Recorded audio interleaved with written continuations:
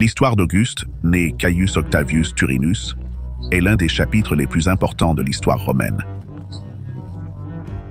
Il est né en 63 avant Jésus-Christ, et sa vie et son règne ont laissé une marque indélébile sur la République romaine, la transformant en Empire romain.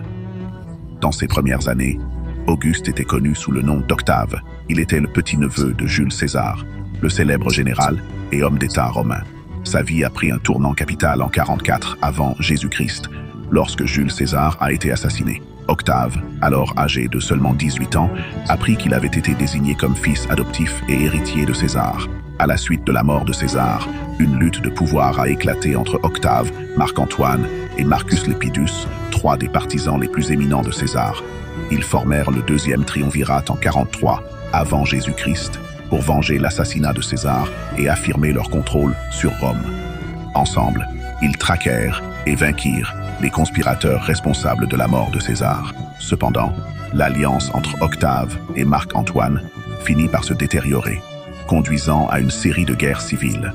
Le plus célèbre de ces conflits fut la bataille d'Actium Trente et avant Jésus-Christ, où les forces d'Octave vainquirent de manière décisive Antoine et son allié Cléopâtre.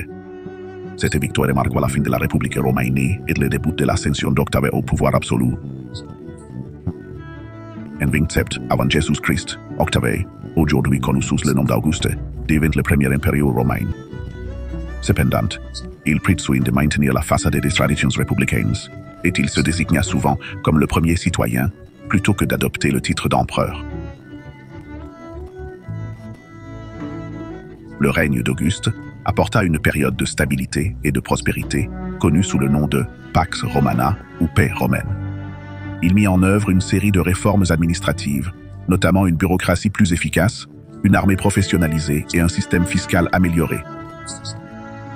Il a également initié de nombreux projets de construction dans tout l'Empire, notamment la construction du Forum d'Auguste et l'achèvement du Temple de César. Auguste n'était pas seulement un leader politique, mais aussi un mécène des arts et de la religion.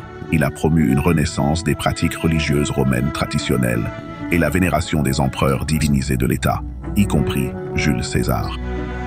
Le règne d'Auguste, qui dura jusqu'à sa mort en 14 après Jésus-Christ, marqua un tournant décisif dans l'histoire romaine.